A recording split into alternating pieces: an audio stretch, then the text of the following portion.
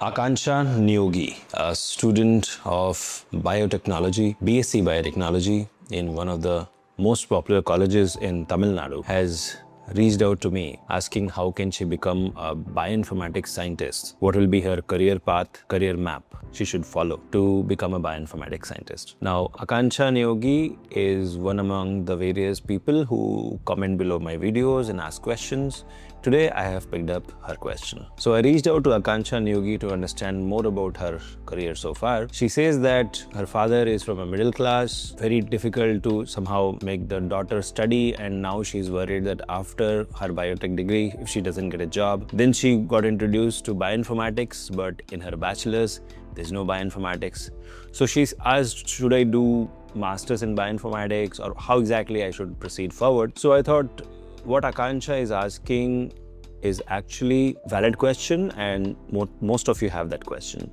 So in today's video, I'll try to design a career map in the next 10 minutes for all of you. That will give you a crystal clear idea on how should you navigate through this path and become a bioinformatics scientist. Now, two myths I would like to break here, or it's a kind of icebreaker you can say. The first is you don't need a PhD to become a bioinformatics scientist. That's number one. And number two, you don't need BSc in bioinformatics to make a career in bioinformatics. Okay, so please keep these 2 points in mind. And now let us get started. Now, first things first, most of us don't have a degree in computer science, right? Still, we can operate computers. The same way, bioinformatics, they have designed as a degree, but actually it's a skill set.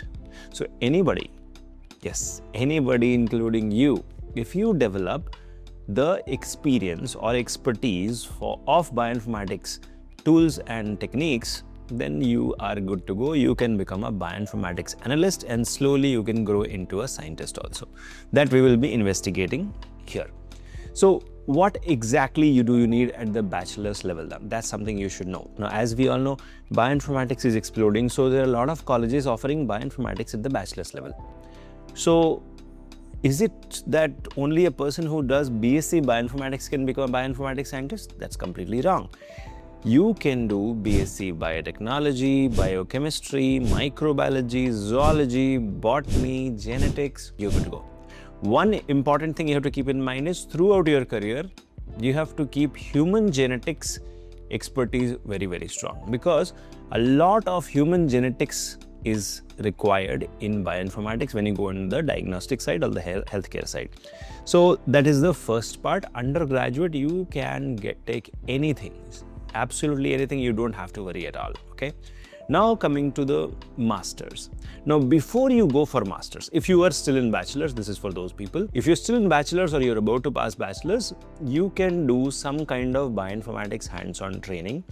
The good news is you can take training at Biotecnika or anywhere where online training is also available.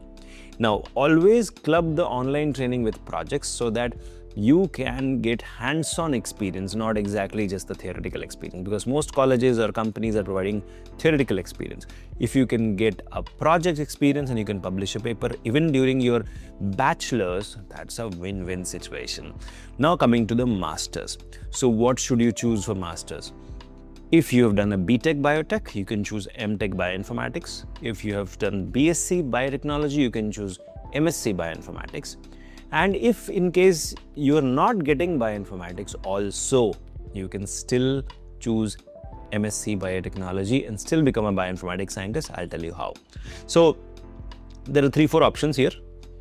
MSc Human Genetics, MSc Biotechnology, MSc Computational Biology, MTech, Computational Biology or Bioinformatics. These are the things you should do. Now, in case you did not get or you have not pursued MSc Bioinformatics or MTech Bioinformatics, you've done MSc Biotechnology, right? So what you do again, you go for advanced level training at Biotecnika. And that training will help you. So you start from basics plus advanced, and that will help you build your base, okay? Build your strength, and you will learn the softwares, you will be able to publish papers, and then you will be able to get jobs through Biotecnika itself. Now, several companies such as MedGenome, 4Base Care are constantly hiring. Like, they have a target of hiring 1,000 plus bioinformatics analysts just in this financial year, both combined, okay?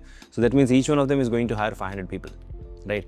Huge amount of money is being poured into this side because for the first time, biotech research is actually getting them a lot of return over investment. So a lot of bioinformatics diagnostics companies are cropping up, such as 4Base Care, and then you have MedGenome in India. If you look at globally, you have Illumina and Moderna. These are the companies which are working on bioinformatics. Now, many students come and ask, should I do a PhD?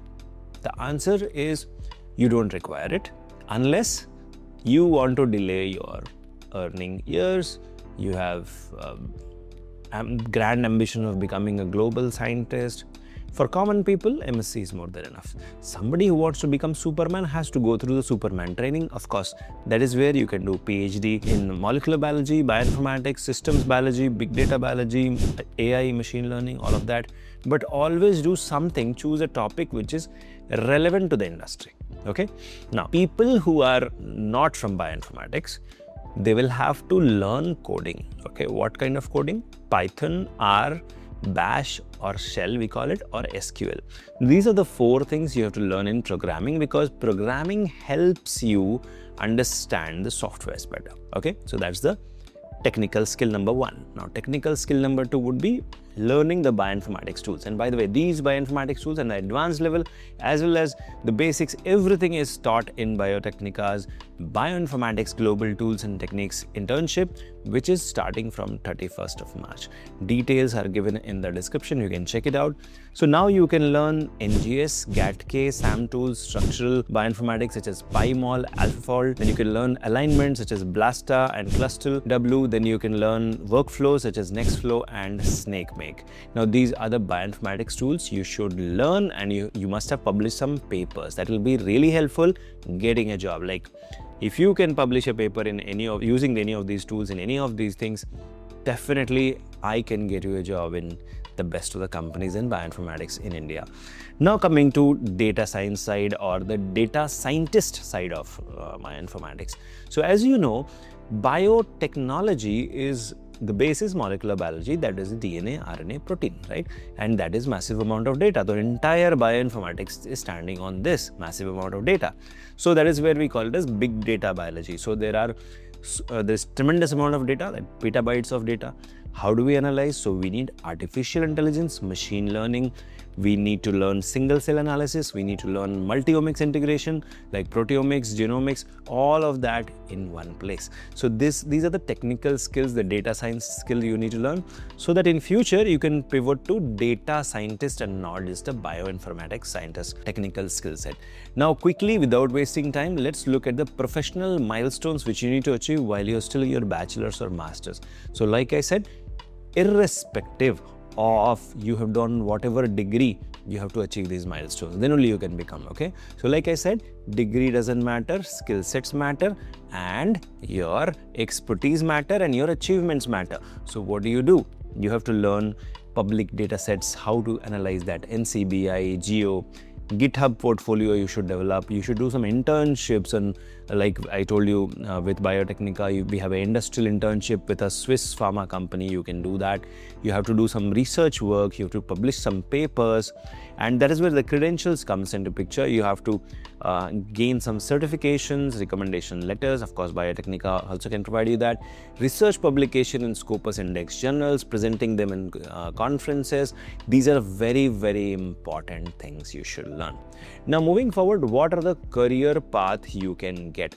The first career path will be based on your specialization, and that will be, you can either pivot to genomics and NGS data analysis, or you can get into clinical bioinformatics, that is the diagnostic side, or you can go into research bioinformatics, that is where AI, ML and drug discovery comes into picture, or you can go to agri bioinformatics if you have a botany background. So this is where the specializations comes in picture. You can choose any of these.